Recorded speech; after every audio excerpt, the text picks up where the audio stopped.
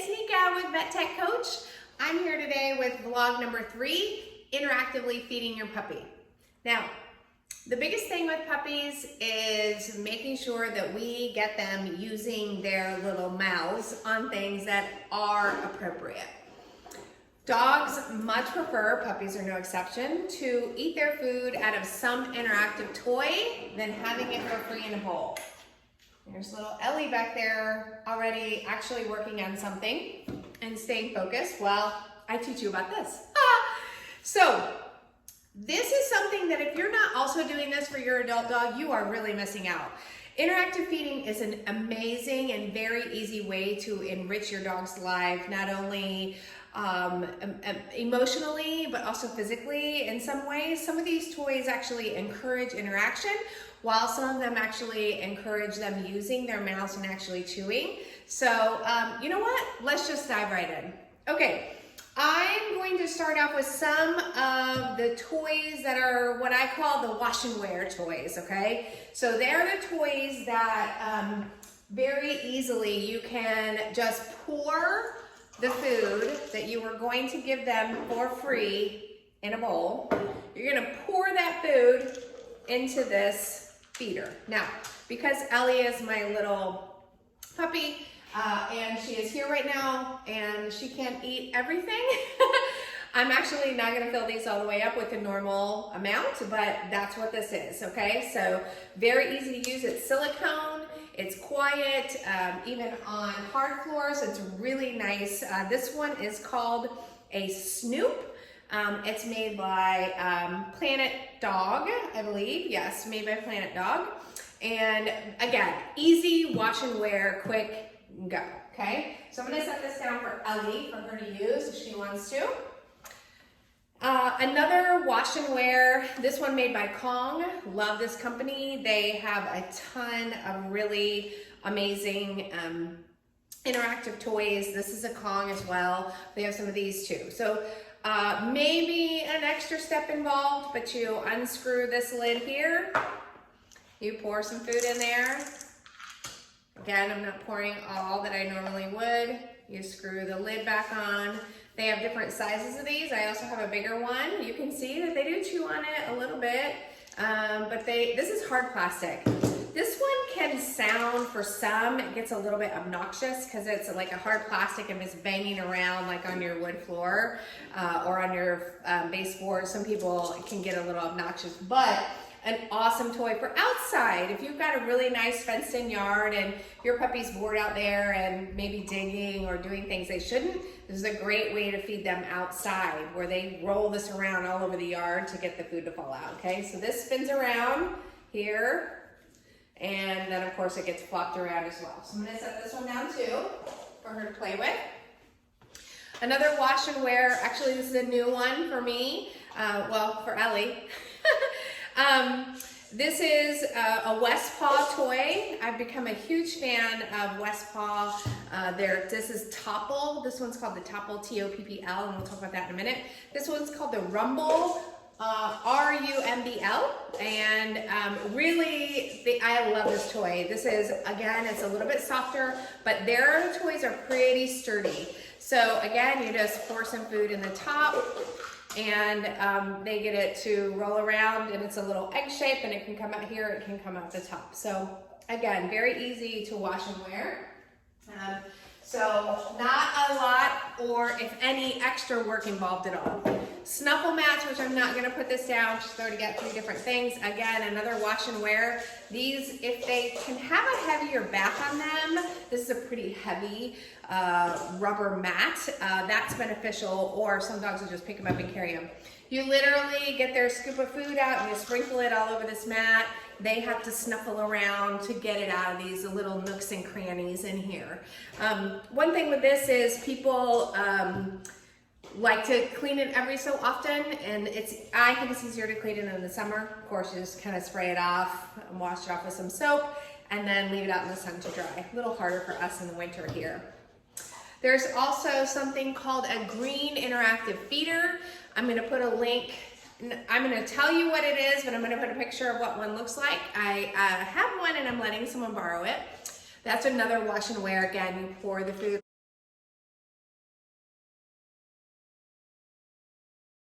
the middle and you walk away and you're all good. Those are all either store-bought or kind of handmade. Like we made these in a little craft project that we did for our dogs. So there are ways though that we can still interactively feed our dogs that cost us zero money. Did you hear that? Zero, no extra money. Bottles. So this one you can tell has a bigger opening. This one has a smaller opening. It matters if you're dealing with a puppy who's maybe shy or not very assertive, that how quickly they can be rewarded for banging this thing around and getting the food to fall out. Literally costs you no money. This one's already been used. And then when they're done with it, you can throw it in recycling and get a new one later. You can use bigger bottles, like what's on top of there, like an orange juice bottle, or smaller bottles like pop bottles or orange juice bottles, okay? Very easy.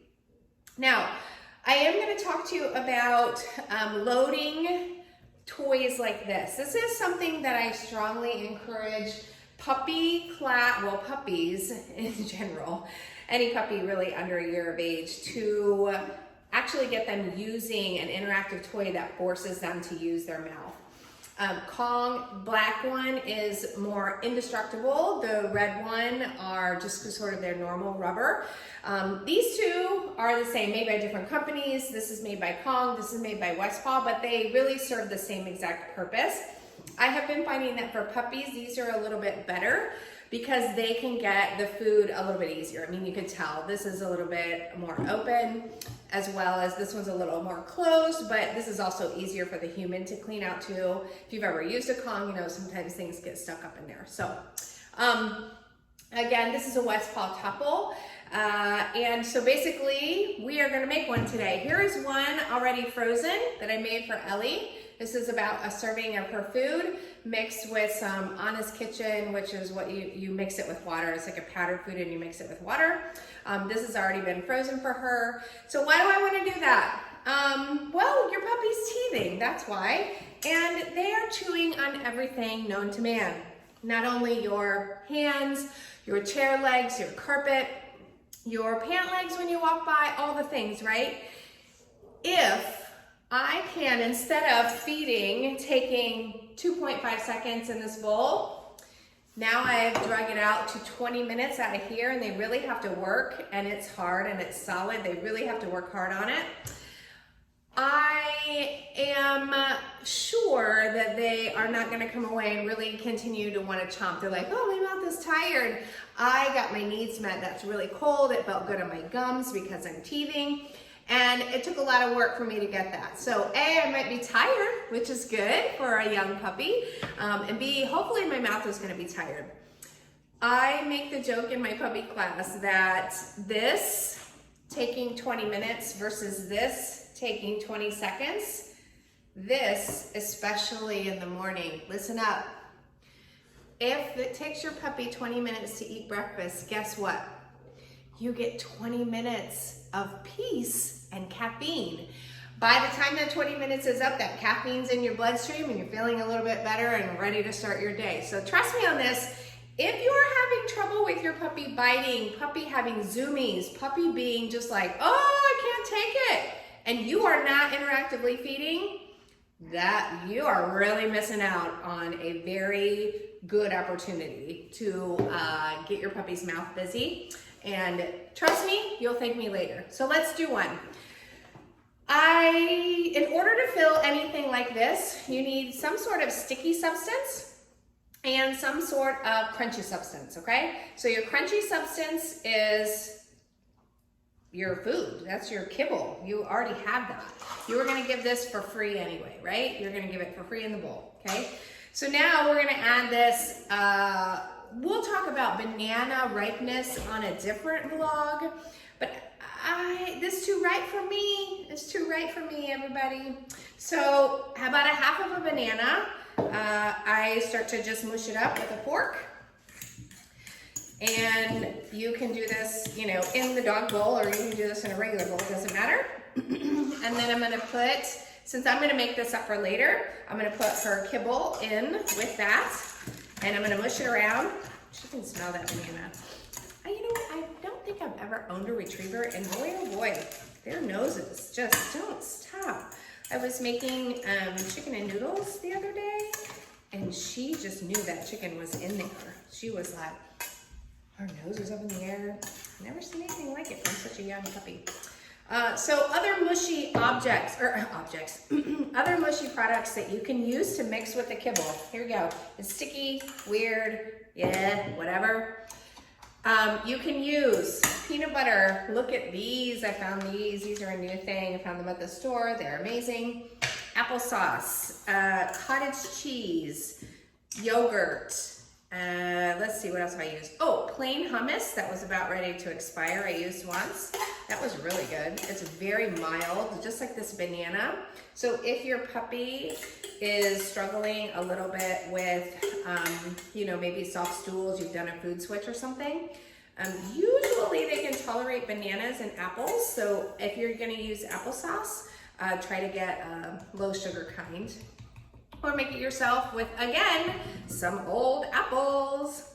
So I will put this in the freezer and it will be ready to go when I need it, okay? So she's only been here, let's see, she's been here a whole week yet? I think she's been here a whole week and plus a few extra days. So she's not quite ready for a full meal frozen yet. I'm working her up to that. So keep that in mind. You can't start freezing it. These are babies. It's like a, you know, still someone who's using a pacifier. You can't just go and give them something too hard, right? They have to learn their ABCs before they can learn how to spell. So if I hadn't already started her, I might just give it to her like this. But since I've started her feeding in this thing, I'm gonna start freezing them now. Bonus, I'm gonna let her clean this out because that's a nice treat for her, and why not? So that's a West Paw. This is a West Paw with a banana and her kibble, okay? Now we're gonna go ahead and load this Kong just as a treat. So I might need something a little bit later because I have a class. And so I'm gonna actually just make her a little treat that is something special for her. It's not a full meal, but it's something to keep her occupied, okay? So I'm gonna mix this a little bit. It was a little oily at the top here. I'm gonna put a little bit of peanut butter in here, not too much. Maybe a little bit of kibble. Those fell on the floor, she'll get those, that's fine. I'm gonna shake that around on the sides so it sticks to the sides of the peanut butter. So a little bit of kibble in there. You can also use little crunchy biscuits. You can put those in there and stick those in as well. I don't use a ton of crunchy biscuits for feeding or for treats, but you can absolutely put those there, where if this was all the way full, you could leave that sticking out so they could get to that. You could put little tiny bits of cheese. You guys, when I use cheese for training, it is minute. Even this, even though I couldn't cut it much smaller, I pinch this in half when I'm training with cheese. They get very, very little pieces of cheese, okay?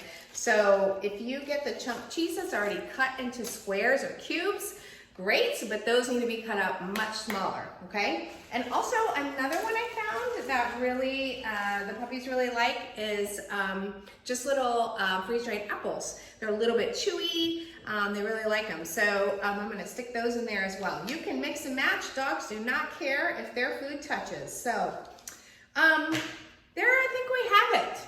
That's a really good overview of interactive feeding. Look, it is the #1 way to enrich your dog's life. I cannot stress enough how underutilized this is, not only in just puppies, but also in adult dogs. They need more. They need more than what we can give them, right? They're sleeping on the bed all day. They could really benefit from some interactive feeding.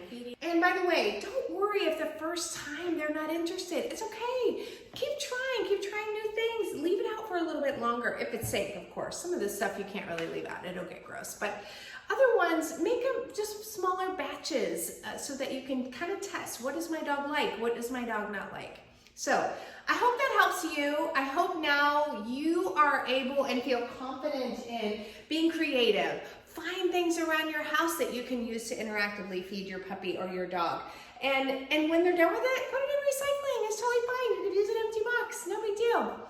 So I think that's all for today. giveaway, vlog number 3, interactive feeding for your puppy or dog. So have a great day, everybody, and we'll see you soon.